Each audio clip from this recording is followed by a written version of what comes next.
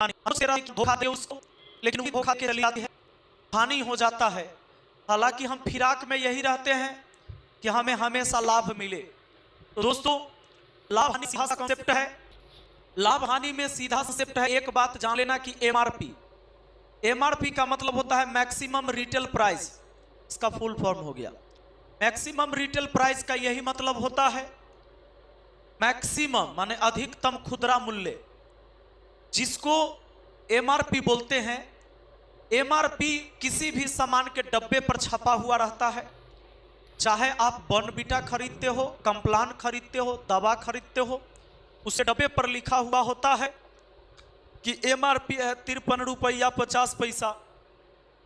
इसका मतलब हुआ ये कि 53 रुपया 50 पैसा उस कंपनी ने सामान बना के छाप दिया है। जब 53 रुपया 50 पैसा एमआरपी छापा है, अब कोई भी मूल्य जो होता है एमआरपी से कम ही होना चाहिए, चाहे वो क्रयमूल्य हो, विक्रयमूल्य हो। कोई भी दुकानदार 53 रुपया 50 पैसा से ज्यादा में नहीं बेचेगा कोई सामान, उसको जब भी बेचना होगा उससे कम में। तो एमआरपी समझ गए। सीपी होता है, सीपी यानी कॉस्ट प्राइस। कॉस्ट प्राइस का मतलब होता है क्रयमूल्य। जिस रेट से कोई वस्तु खरीदा जाता है उसी को तो क्रयमूल्य बोलते हैं। और एसपी यानी सेलिंग प्राइस, इसको बोलते हैं हिंदी में विक्रयमूल्य। विक्रयमूल्य का मतलब जिस रेट से कोई वस्तु बेचा गया वह विक्रयमूल्य होगा। लाभ कब होता है?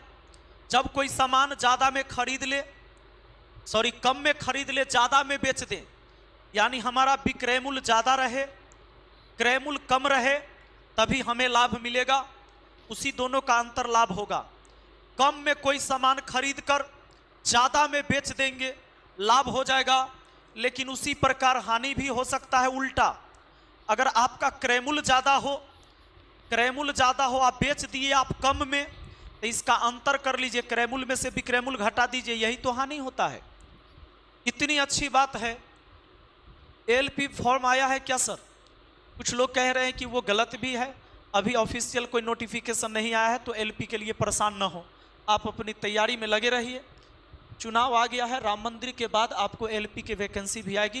22 जनवरी के बाद अनाउंसमेंट होगी, सुन लो, फरवरी में पक्का अनाउंसमेंट होगा रेलवे की वैकेंसी की, तो तैयार रहो तुम लोग। और लाइक तो तुम करते नहीं हो, खाली एलपी बहाली का इंतजार कर रहे हो। सुनो, तो ये बात आप समझ गए।